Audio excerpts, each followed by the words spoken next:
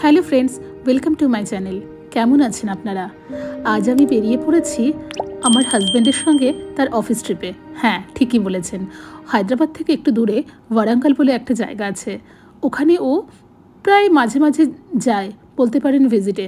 আজ আমার ফ্রেন্ড ও কিন্তু যাচ্ছে ওখানে, তো ভাবলাম যাই, বেশ মজাই হবে।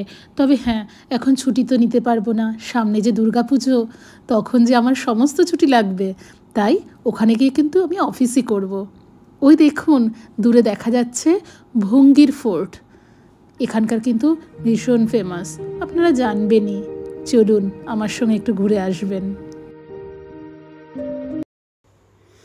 আমরা কিন্তু পৌঁছে গেছি হোটেলে এখন চেক ইন করে নিচ্ছি।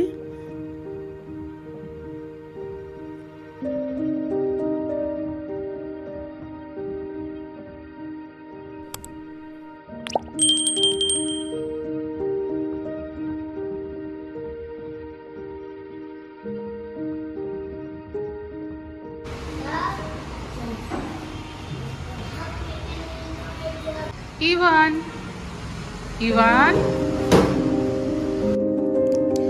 চলে এসেছি হোটেলের রুমে।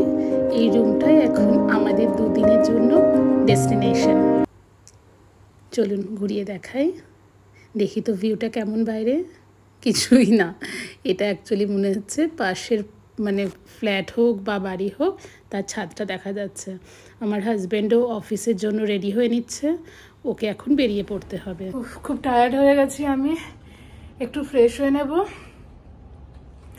ফ্রেশ হয়ে কাজে বসে পড়বো। ওকে বললাম তুমি আমার ল্যাপটপগুলো একটু সেটিং করে যাও, সব করার পর তুমি বেরো। ফ্রেশ হয়ে নেওয়া যাক।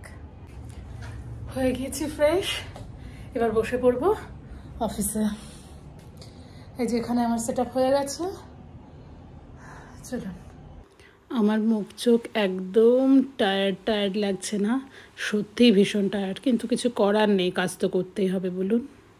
তো আজকে আমি লাঞ্চে একদম সিম্পল খাবার, সেটা হচ্ছে কার্ড রাইস। আমি শুনেছি এখানকার কার্ড রাইস ভীষণ ফেমাস, তো নিয়ে নিয়েছি।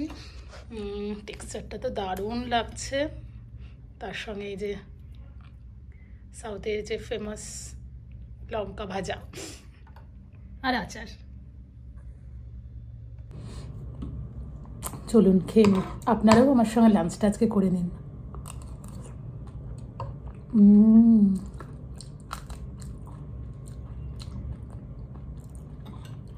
দারুণ আচার। তো এখন বাজে 5টা, আমার হাজব্যান্ড চলে এসেছে অফিস থেকে। এসে ও তো এখন ভীষণ টায়ার্ড, কারণ বাইরে নাকি খুব রোদ। আপনারা পর্দার ওই সাইড থেকে ব্যাপারটা বুঝবেন। এখন 5টা বাজছে, প্রচণ্ড রোদ।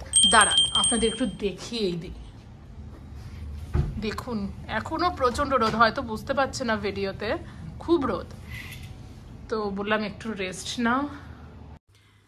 অর্ডার দিয়ে দিয়েছিলাম কফি অ্যান্ড বিস্কিট, ও বলল একটু কফি বলেই দাও, যদিও গরম তাও ইচ্ছা করছে একটু। তো চলে এসেছে, এখন খেয়ে নেব। বিস্কিটটা নাও, আর সুগারটা কম দিতে বলেছো? একদম উইথ লেস সুগার। ভালো করেছে।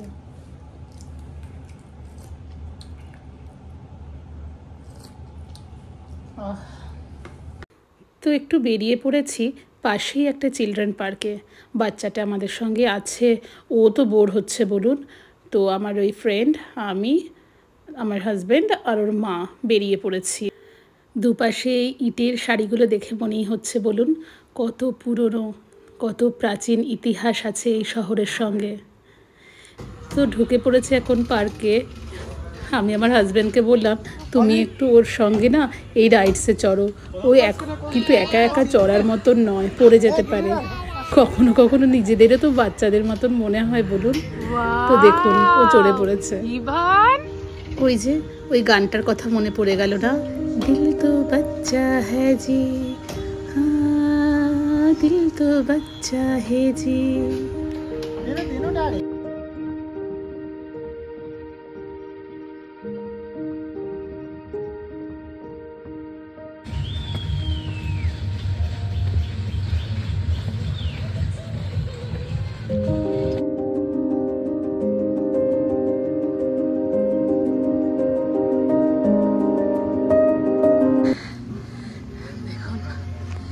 কিরকম লাগছে বলুন? আমি তো এইটুকু উপরে আসতে একদম হাঁপিয়ে গেছি। কি সুন্দর না জায়গা, জানেন তো? দেখুন, আর্কিটেকচার দেখে কিন্তু বুঝতে পারবেন।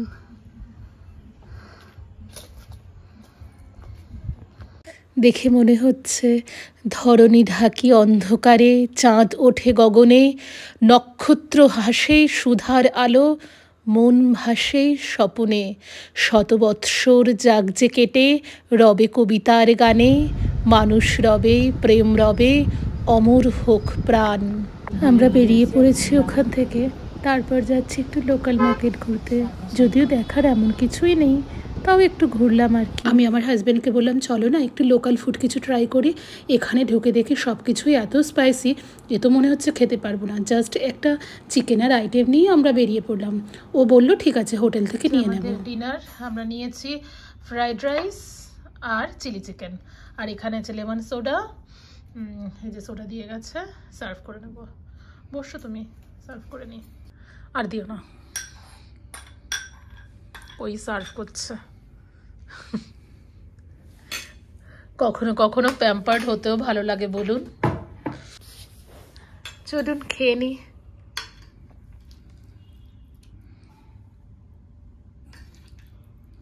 গুড মর্নিং এভরিওয়ান, আমরা চলে এসেছি ব্রেকফাস্ট করতে। কেউ নেই।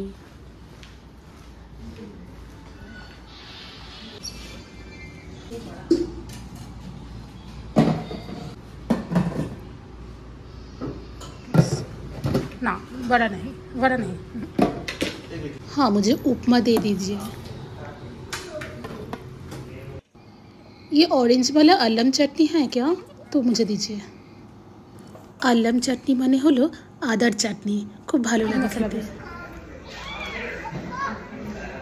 আমরা ধোসা অর্ডার দিয়ে দিলাম আর অমলেট।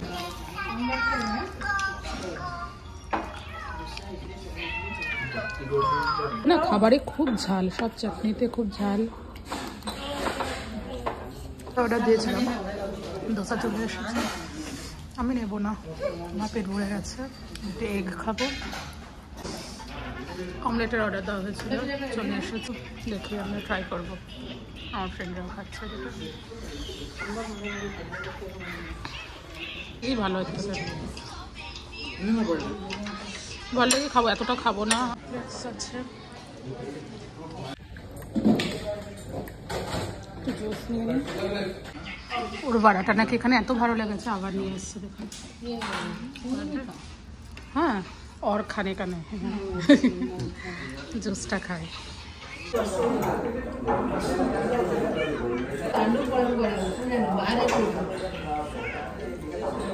এখন আমরা বেরিয়ে পড়ছি। এখানে একটা ফেমাস টেম্পল, 1000 পিলার টেম্পল। চলুন ওখানে গিয়ে মিট করবো। এখানে তো নবরাত্রি সেলিব্রেট হয়, তো দেখুন রাস্তার দুপাশে প্রচুর মূর্তি, একা একটা এক এক রকমের, কি কালারফুল, দারুণ লাগছিল। আমরা তো মানে আমাদের ওখানে দুর্গাপুজোর দুর্গা প্রতিমা অন্যরকম দেখি, এটা কিন্তু অন্যরকম। চলুন ভেতরে যাওয়া যাক।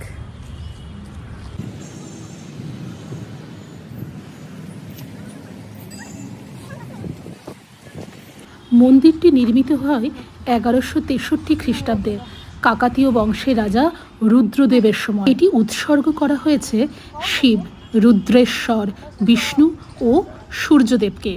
সেই সময়ের কাকাতীয় বংশের সোনালী যুগের স্থাপত্য কীর্তি এটা। নাম অনুযায়ী একে হাজার স্তম্ভ মন্দির বলা হলেও এর অর্থ অসংখ্য খোদাইকৃত স্তম্ভ। নির্মাণ শৈলী হল কাকাতীয় স্টাইল, যেখানে চালুক্য ও দ্রাবিড় স্থাপত্যের মিশ্রণ দেখা যায়।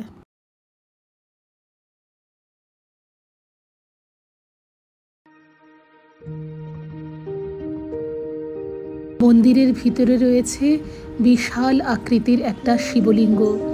ক্যামেরা অ্যালাউ নেই, তাই দেখাতে পারলাম না আপনাদেরকে। আর সামনে দেখা যাচ্ছে একখণ্ড পাথরের নন্দী মূর্তি। দেখুন এই যে, এটার কিছু মেনটেনেন্স চলছে জানেন তো।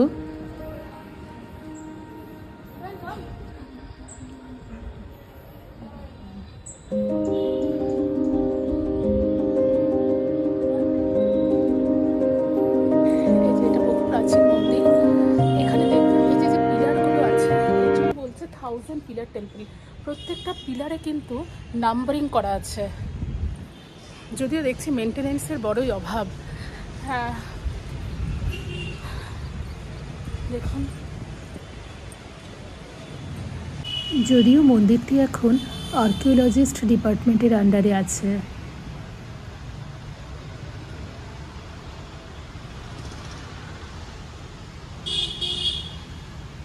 পুরো পাথরের উপরে দেখুন।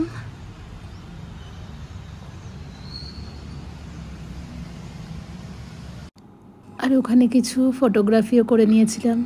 এগুলোই তো স্মৃতি বলুন, আবার কবে আসবো জানি না, তবে এই ফটোগুলো কিন্তু আমার মনের মণিকোঠায় সারা জীবন থেকে যাবে। এই তো স্মৃতি। মন্দির থেকে আমরা বেরিয়ে পড়েছি হোটেলের উদ্দেশ্যে। দেখুন ঝর্ণাটা কি সুন্দর, রাত্রেবেলার ভিউটা দারুণ। তারপর আমরা সন্ধ্যাবেলা চলে গিয়েছিলাম ভদ্রাকালীর মন্দিরে। এখানকার খুব জাগ্রত, বলেন মা সবার সমস্ত মনস্কামনা পূর্ণ করেন। কিন্তু কি জানেন তো, এত অন্ধকার, আমি কিন্তু ভালো করে ক্লিপগুলো একদম নিতে পারিনি।